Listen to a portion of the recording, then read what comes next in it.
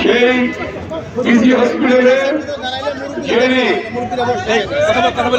Cardiologist এবং সেই ডিপার্টমেন্টের চেয়ারম্যান ছিলেন এবং এই গ্রামের কৃতি সন্তান ডাক্তার প্রফেসর শফিউদ্দিন আহমেদ, ওনার কথা শুনলেন। আমাদের চেয়ারম্যান সাহেব সহ অনেক নেতারা ছিলেন, আমাদের স্বেচ্ছাসেবক দলের রফিক বাড়ি সহ অনেকে এসেছেন। আমি শুধু দুইটা কথা বলে শেষ করবো, কারণ আমার সারাদিন গণসংযোগ কোথাও বসি নাই, শুধু দেখা করে ভোট চেয়ে চলে আসছি। আজকে এখানে বসেছি, আপনারা জানেন এই ভাওরবাটি গ্রামের কথা। এই ভাওরবাটি গ্রামে বিদ্যুৎ ছিল না, আমি বিদ্যুৎ দিয়েছি, কথাটা ঠিক কিনা? এই ভাওরবাটি গ্রামে রাস্তা ছিল না, এদিকে গাড়ি চলতো না। 91 সালে আমি এমপি হওয়ার পর দিয়েছি। 1991 সালের পরে আমাকে আপনার 4 বার এমপি বানিয়েছেন। 91 সালে 32,000 ভোট বেশি দিয়েছেন। তারপরে বিনা প্রতিদ্বন্দ্বিতায় তারপরে আমার 72,000 ভোট বেশি দিয়েছেন। তারপরে আমার চতুর্থবার আমাকে 82,000 ভোট বেশি দিয়েছেন। 82,000 ভোটের ব্যবধান ছিল আমার।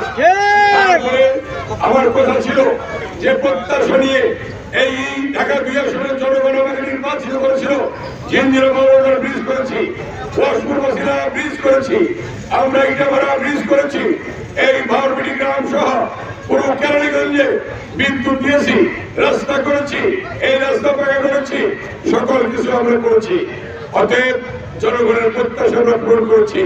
আজকে আবার পঞ্চমবারের মতো আমি নির্বাচন করছি। আল্লাহ তাআলা সুযোগ দিয়েছে, আল্লাহ তাআলা সুযোগ দিয়েছে, আল্লাহ তাআলা সুযোগ দিয়েছে। গত 17 বছরে আমাকে নির্বাচন করতে দেওয়া হয় নাই। গত 17 বছরে 11 বার আমাকে জেলে নিয়েছে, 11 বার জেলে গিয়েছি, কোন সুযোগ দেওয়া হয় নাই। নির্যাতন, নিপীড়ন, বিএনপির নেতা কর্মীরা জেলে ছিল, মিথ্যা মামলা খেয়েছে। আজকে আল্লাহর রহমতে জনগণ সুযোগ করে দিয়েছে। আপনারা জানেন ইলিয়াস আলী গুম হয়েছে, চৌধুরী আলম গুম হয়েছে, সুমন গুম হয়েছে, হাজার হাজার ছাত্রদলে তারা রক্ত দিয়েছে, তারা শহীদ হয়েছে তাদের রক্ত বিনিময়ে। তারেক রহমানের নেতৃত্বে আন্দোলনের মধ্য দিয়ে আজকে জনগণের ভোটাধিকার প্রতিষ্ঠিত হয়েছে।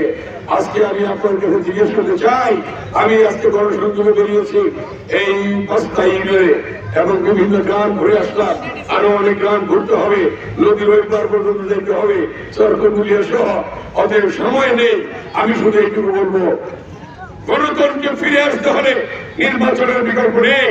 সেই নির্বাচনে আজকে অন্তর্বর্তীকালীন সরকার দিয়েছে, জনগণ সেই নির্বাচনে অংশগ্রহণ করবে এবং আগামী 12 ফেব্রুয়ারি আপনারা অতীতে যেমনি ভাবে বিএনপিকে সমর্থন দিয়েছেন, ঠিক তেমনি ভাবে 12 তারিখে প্রত্যেকে ফজরের নামাজ পড়ে গরম ভাতে ভোট কেন্দ্রে যাবেন এবং ভোটারদেরকে নিয়ে যাবেন এবং ধানের শীষে ভোটটা দেবেন ইনশাআল্লাহ। ধানের শীষে ভোট দিয়ে আবার আমাকে কাজ করার সুযোগ দেবেন, সেবা করার সুযোগ দেবেন। আমার অঙ্গীকার, এই ঢাকা 2 আসনকে আমরা সন্ত্রাস মুক্ত করব, এই ঢাকা 2 আসনকে মাদক মুক্ত করব, এই ঢাকা 2 আসনকে চাঁদাবাজ মুক্ত করব, এই ঢাকা 2 আসনকে ভূমি দখল মুক্ত করব, এই ঢাকা 2 আসনকে শান্তির নীড় হিসাবে আমরা গড়ে তুলব এবং এই ঢাকা 2 আসনকে আধুনিক শহর রূপে গড়ে তুলব আমরা।